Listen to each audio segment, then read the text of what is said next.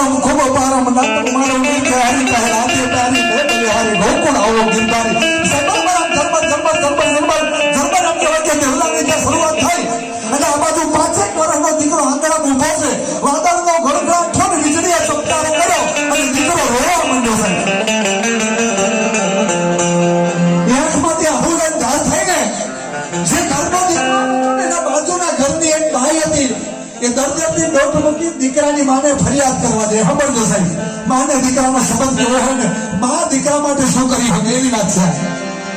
બાપ માટે ઘણી વાતો આગળ કરી, હવે મા માટે એક પ્રસંગ રજૂ કરું કે બાજુના ઘરની પાડોશની ભાઈ ઘરમાં જઈ દીકરાની મા પાછળ ચૂલામાં રોટલા ઘડતી હતી ને, એ રોટલા ઘડતી હતી આગળ આવીને કીધું કે ભાઈ તારો દીકરો રોવે, તારો દીકરો રોવે તો હું થયું કે વીજળીથી બી ગયો, અને માએ રોટલાનો જે લોટ હાથમાં પીડો લીધો તો ગા કરી દીધો સાહેબ. અને ભાઈ બાન બીજા બધા વગડાના વાહ ધરતીને કાગળ કરો, કલમને કરો, વનરાય હાથ સમુદ્રની શાહી કરો ને તો આ માના ગુણ કદી લખ્યા ના જાય સાહેબ.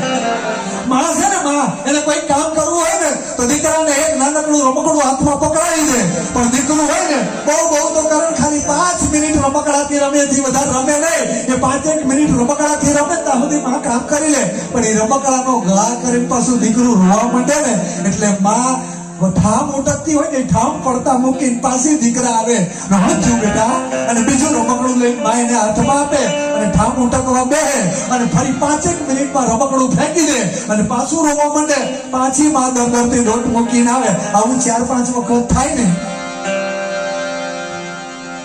પછી દીકરો રોવા માંડે તો તમામ કામ પડતા મૂકીને માં પોતાના દીકરાને હાથ ફેરવીને જાતી સરસો ચાપી અને માથા પર હાથ ફેરવીને માં એટલું કહી દે મારા લાલ ઘણા કામ છે ને હું પછી કરી લઈશ પણ તને પેલા નીંદરમાં પહોંચાડી દઉં બાપ અને એ માં પોતાના દીકરાને પારણાની બાયડીમાં હુરાવે કલાકારનો જન્મ ક્યાંથી થાય એની વાત કરું છું કલાકાર તો જન્મે થાય શિક્ષિત તો કારીગર થવાય કલાકાર તો માના ઉદરમાંથી જન્મે અને એ દીકરાને માં પારણામાં હુરાવે અને માં એના માથા પર હાથ ફેરવે ને હાથમાં દોરી લઈ અને પગના અંગૂઠે દોરી બાંધી અને માં પોતાના દીકરાને હિચાવતી હોય ને તો એ હાલરડાનો સૂર કરે બાપેના કંઠમાંથી નીકળે હવે જો સાહેબ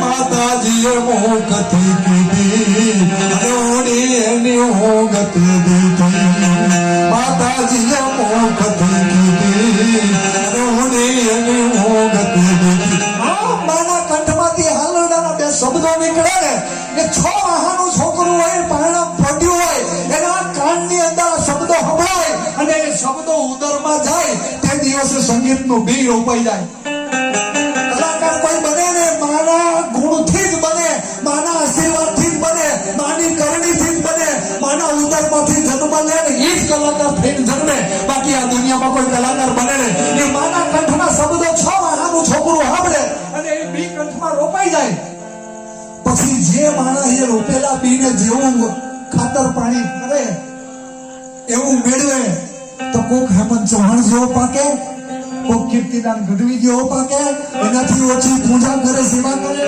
તો કોક મારા વિનોદ ઠાકોર જેવો થાય એનાથી જેવી સરખી કરે તો કોક મારો પ્રકાશ સુરતી જેવો થાય અરે કદાચ કોક હમદાર નીકળે તો મારા મહેશ બાપુ શાસ્ત્રી એના જેવો કોક કલાકાર નીકળે સાહેબ શું ના કરે ઓછી મહેનત કરે ને વધારે કઈ તો ન બને પણ આ શ્રોતા તો બને કે જેને ભજનમાં ભૂખ લાગે સાહેબ એટલે ભજનની ભૂખ લાગે એવો શ્રોતા બને અને કાઈ ન કરે કોઈ પણ પ્રકારની મહેનત ન કરે ને એ કલાકાર તો ના બને ઘરમાં હોતા છે ને બીજાને કહેતો છે કે આવડા આખી રાત અમને ઊંઘવા નહીં